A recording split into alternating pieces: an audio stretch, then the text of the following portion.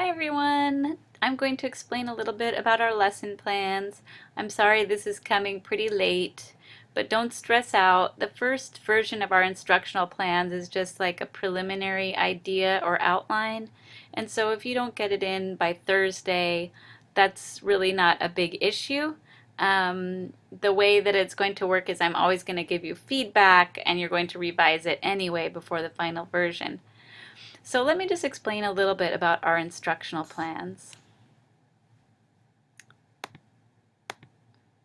First of all, the format is going to be somewhat important. There's a formatting guide on our Blackboard site.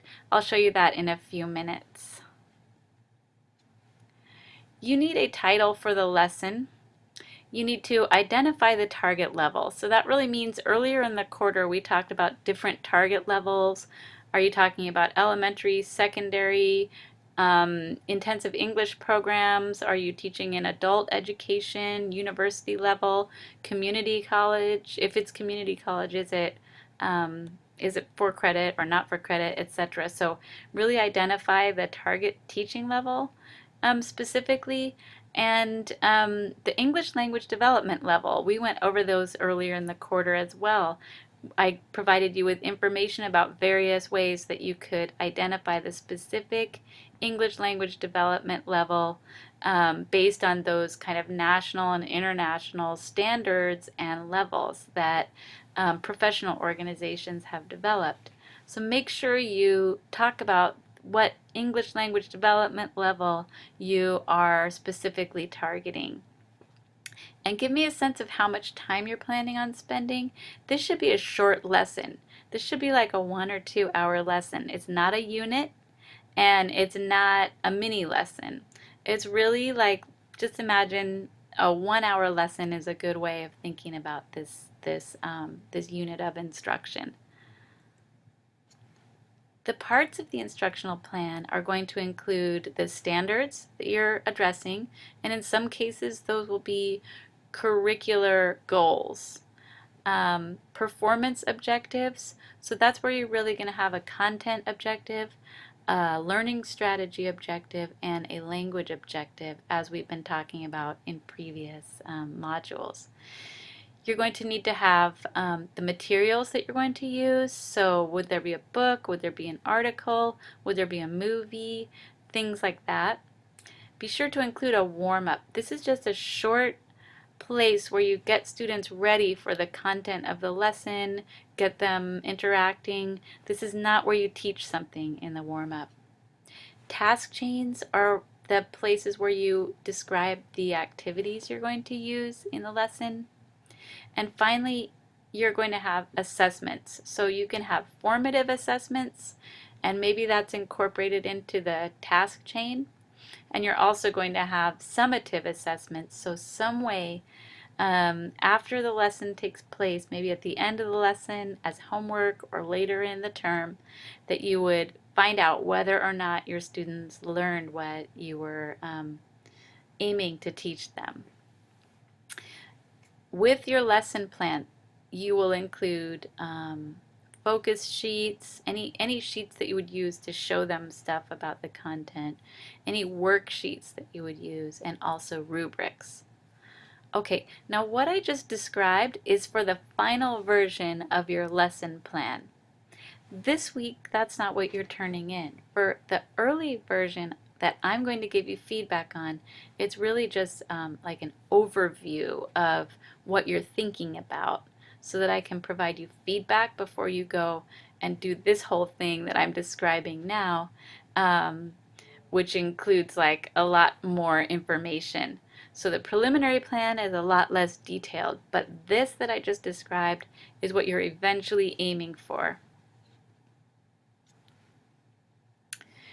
The whole lesson is based on standards or curricular goals. Now, if you're not sure about curricular goals, you can email me or I can give you some separate information later. Where to find them? I have put them on our Blackboard site. So our Blackboard site is here. And let me pull up the assignments page. Oops, I have to log in. Sorry. And you guys get to see what the page looks like for me. Here we go. Here's our Blackboard site. Here's our assignments page and instructional plans right here. Here's the rubric for our instructional plan, and here are links to a number of different sets of standards. You have California's ELD standards. The ELD standards are what you would base your language objectives on. Common Core standards are really, if you're teaching for elementary or secondary, you should rely on the Common Core standards. You should go to look at the grade level you're aiming at and pick one of the Common Core standards for English language arts to see that as being what your lesson is aiming at. So for example, here's the English language arts. And we can just look at some of the standards like, let's say, a speaking and listening. And let's say your grade is grade 4.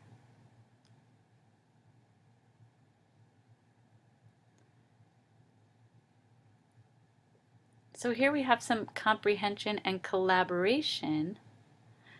This will be helpful for, I think, lesson plan B. Right? Engage effectively in a range of collaborative discussions with diverse partners on grade 4 topics and texts, building on others' ideas and expressing their own clearly. So here you have something, this is really good for lesson plan B actually, you guys. Here you have something that relates specifically to collaboration. But you could have something, you could choose something about reading or writing or some kind of speaking skills that you want to be the focus of the lesson. Then you would go to the ELD standards for that same grade level. Let's see. So let's say grade 4.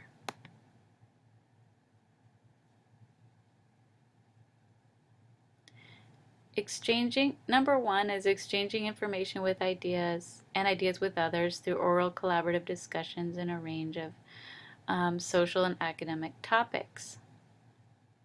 So here's the corresponding standards in Common Core. So you could find, this could be like the standard that guides your language objectives, and you could somehow find a specific language or dialogue or speaking skills that go along with this standard to include in your objectives. So standards and objectives are totally different. The standards are like more general, and they're the general area you're aiming at, and the objective is where you really drill down and get specific about the precise skills that you're going to aim at for this particular lesson.